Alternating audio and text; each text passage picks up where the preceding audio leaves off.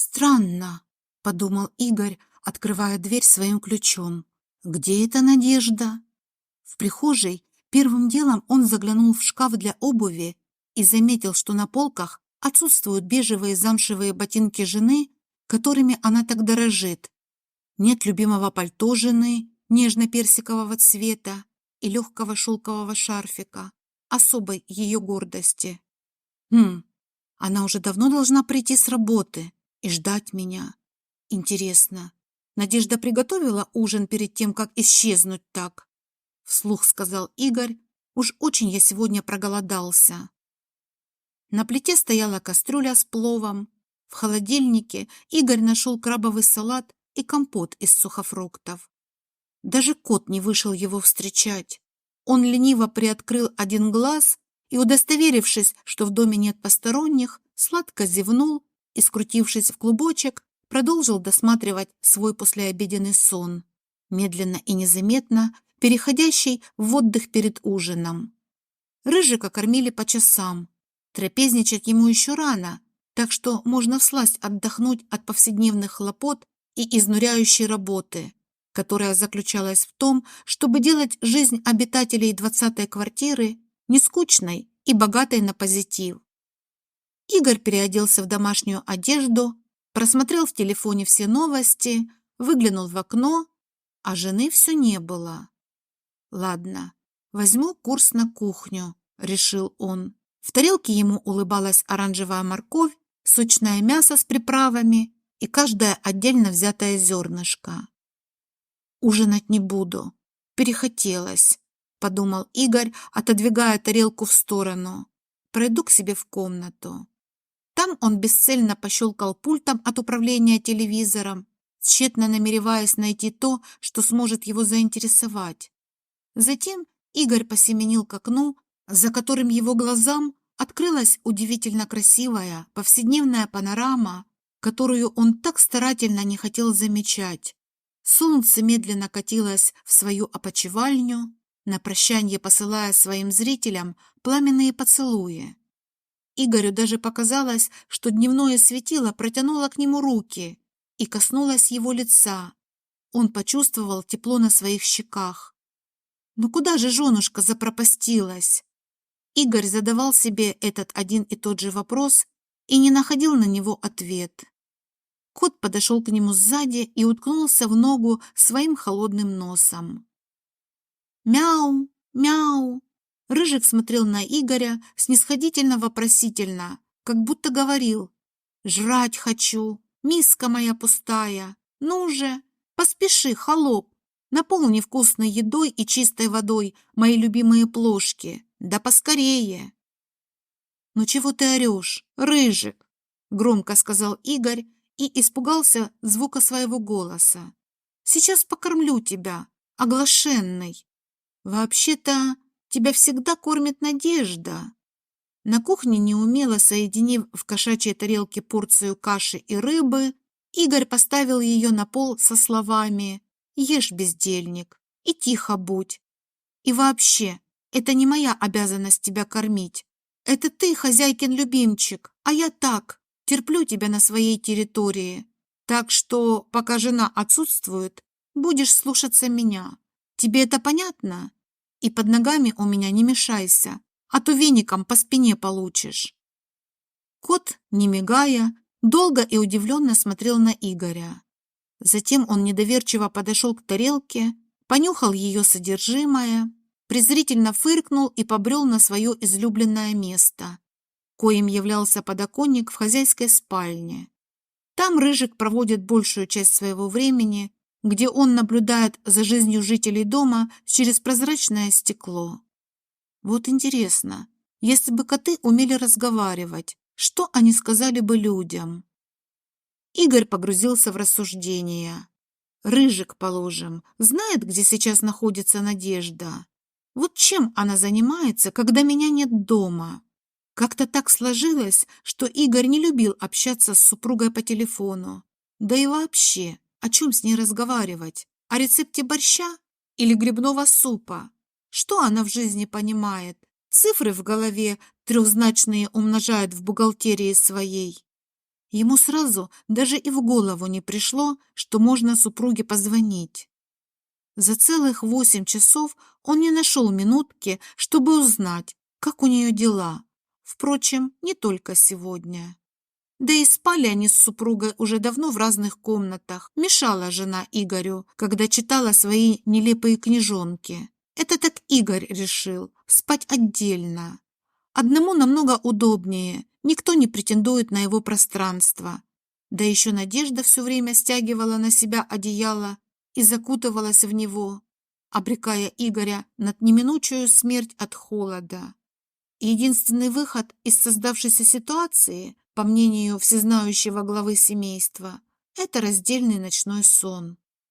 Конечно, можно было купить 2 одеяла, но эта прогрессивная и практичная мысль еще не посетила светлую голову Игоря.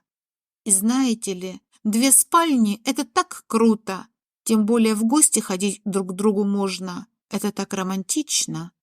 Наконец Игорь взял в руки свой сотовый и нажал на нужные кнопки. Телефон жены отозвался. Он лежал в гостиной на журнальном столике, прикрытой книгой. Вот уж раззява. Игорь разозлился уже не на шутку. Вышла из дома и телефон не взяла. Да, задам я Наде, чтобы в следующий раз не забывала свой сотовый. Я же переживаю. Как она могла так со мной поступить? Не позвонила, ничего не сказала, где она и когда вернется. По правде говоря, Игорю очень не нравились звонки жены ему на работу. Он почти всегда грубо ей отвечал: «Чего звонишь? Мешаешь?» Ворковать он с ней не воркует, не маленькие, да и нежности телячьи ему ни к чему. От нечего делать он открыл дверцу прикроватной тумбочки жены. Там на полке он увидел вязаные игрушки. Это были серый с розовым длинноухий зайчик, белый с черным котик и желтый смешной утенок. «Откуда взялись эти игрушки у нас дома?» – недоумевал Игорь. «И спицы с клубком ниток. Надежда что, вязать научилась?» «Я и не знал. Она что, скрывала от меня свое увлечение? Вот дурында, не призналась даже. Вот уж эти мордашки у нее получились такие забавные». Помимо воли, Игорь любовался творчеством жены. Хоть бы с Надеждой ничего не случилось. Игорь, как заученную молитву, повторял одну и ту же фразу. «Вот только вернется, и мы с ней будем в шахматы играть. Помнится, она у меня по молодости иногда выигрывала. Да и в кафе вместе сходим. А то я уже и не вспомню, когда мы вместе пиццу там ели. Да и в городе полно заведений, где можно вместе весело провести время и поесть разных вкусностей. Она меня уже и не просит куда-нибудь сходить. Я постоянно отказывался. А сейчас не буду. Деньги пока на такие развлечения имеются. Не копить же их, непонятно на что». Спустя час Игорь уже вместе с котом смотрел в окно. Там кипела жизнь. Мужчина наконец-то рассмотрел, на какой марке автомобиля ездит его сосед по лестничной площадке.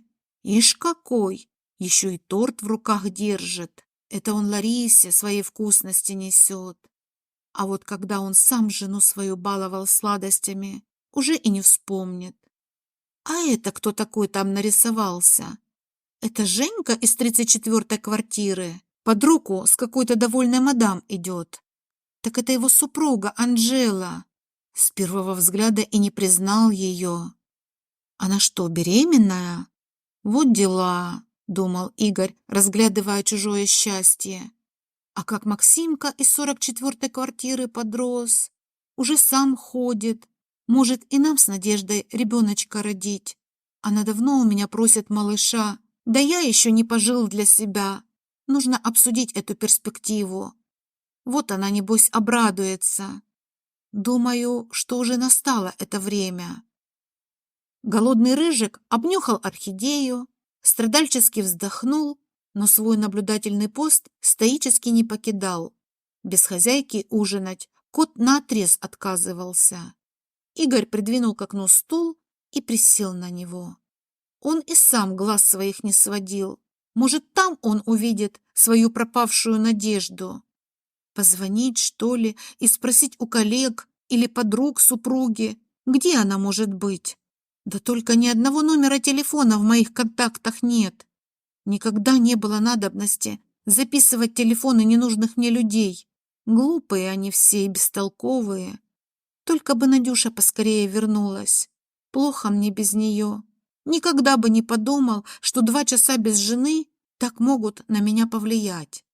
Надя всегда тихо в своей комнате сидит, чтобы меня не отвлекать от дел. Незаметно копошится там, что-то, наверное, мастерит или читает.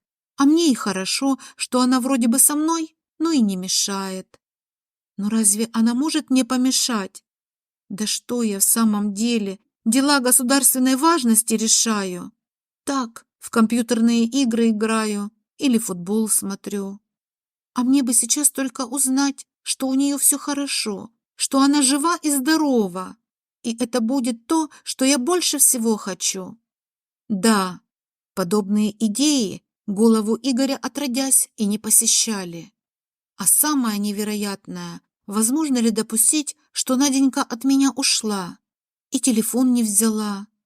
Или самое неприятное, другого мужчину нашла и кота голодным оставила? Обиделась, что ли, на меня?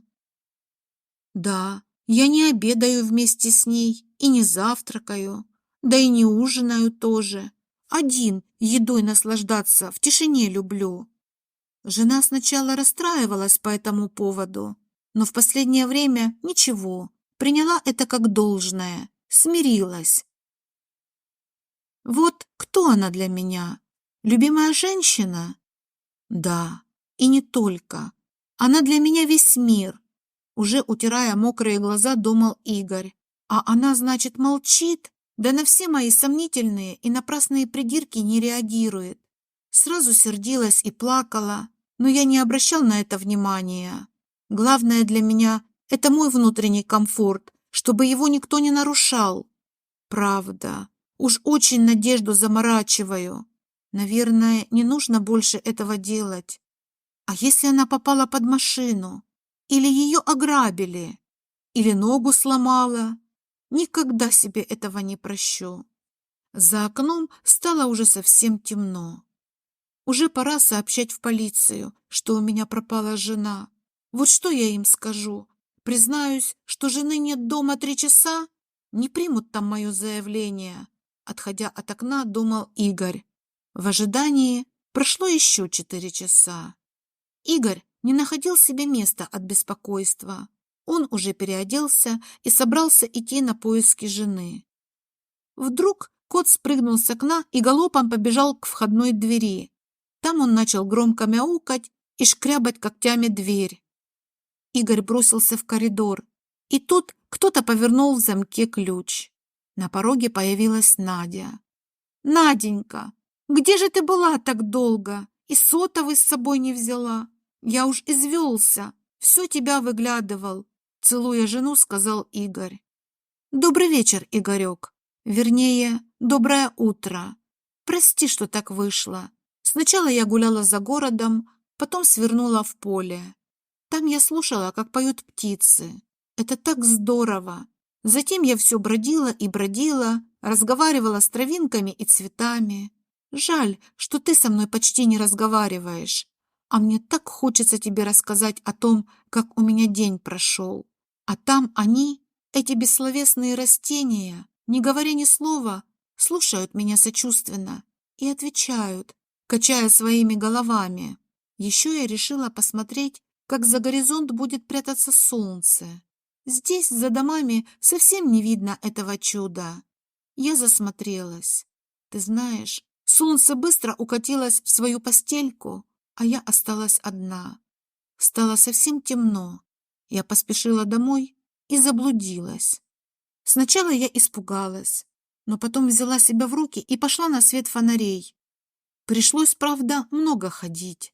Потом я устала и немного отдохнула, присев на землю, поплакала и снова встала.